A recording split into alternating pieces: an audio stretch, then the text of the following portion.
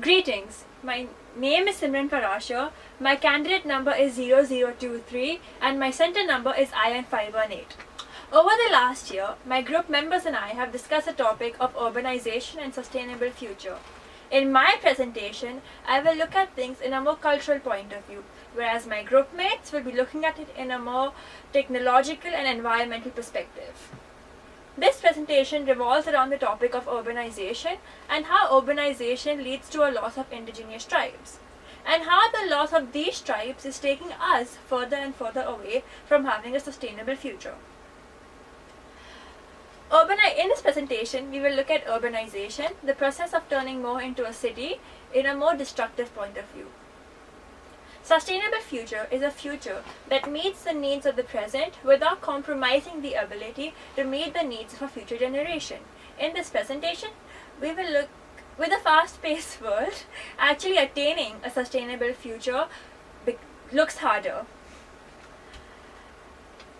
Culture is a way of living, especially the general customs and beliefs followed by a specific group of people at a specific time. Culture plays a huge role in this presentation. In this presentation, we will look at how culture helps us attain a sustainable future in forms of indigenous tribes. So how do we lose out on these tribes? Urbanization is a vital cause for the loss of these tribes. Urbanization leads to politics, and politics leads to destruction of these tribes. Let's take a look at when, in 1992, the United States disposed of over 130 tribes. If that's not enough, we could take a look at when in Tibet, over 6,000 monuments were destroyed and there was a mass murder of multiple people. Politics has and always will play a huge role in the destruction of these tribes. Habitat destruction also plays a huge role in the destruction of these tribes. For example, we could take a look at the Panan. The mass deforestation on which the Panan tribe reside led to the loss of their home. If that's not enough, we could take a look at the constant relocation of the Rook people. They have been forced to constantly relocate themselves because of government industrial growth. Technological advancement also plays a huge role in the loss of these tribes. For example, in 1959, the 6 missionaries dropped 2D's photo of themselves on the land of the Varoni tribe. This not only tainted the tribe's beliefs but also got the 6 missionaries killed. How does this affect our loss of a sustainable future? There are over 6,000 different languages spoken in 2007, half of which are no longer being spoken. When we commit ethnocide, when we taint the beliefs of these tribes, we lose out on the mass knowledge collected by these tribes. These tribes possess a knowledge that we couldn't even dream of having.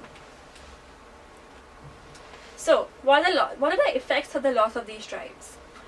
When we commit ethnocide, the purposeful destruction of these tribes, we lose out on the mass knowledge collected and manifested by these tribes. For example, we lose out on the knowledge collected by the Kofan tribe. They have extreme medical and plant-based knowledge. They have created 17 different types of ayahuascanas, a drug which is incredibly complex to make. If that's not enough, we lose out on the knowledge collected by the Varoni tribe. They can smell animal urine up to 40 paces and tell you which animal left it behind.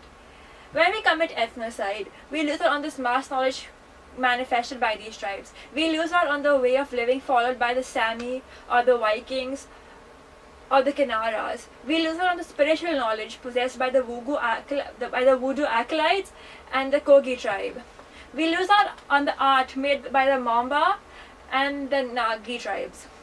When we commit ethnocide, we lose out on the way of living used by the Baju and how they survive underwater. When we commit ethnocide, we lose out on the smorgasbord of knowledge collected by these tribes. But that's just for us, the outsiders. What about the people living inside these tribes? They lose out on their way of living. And when that happens, they become more hostile towards human and mankind as a whole. So, In the words of Wales Davis, there are different ways of living, different ways of being, and different ways of orienting oneself in society. When we commit ethnocide, the mass destruction of these tribes, we lose out on these different ways. Solutions must be found. First, we must promote ethnoscience. Once we do that, we promote a chance of having more knowledge of these tribes. We must also have global solidarity and take issues regarding these tribes up to larger platforms like the UN. We must stand together and protest politically, like the Inuit had. In the 1950s, the Canadian government, to show solidarity, had forced the Inuit to leave their way of living. However, they resisted, and in 1999, they were given back their freedom. Now they live on a land bigger than the size of California. Only when we reshape democracy can we reshape our future. Next slide. This is my bibliography. This is the continuation of my bibliography. Thank you.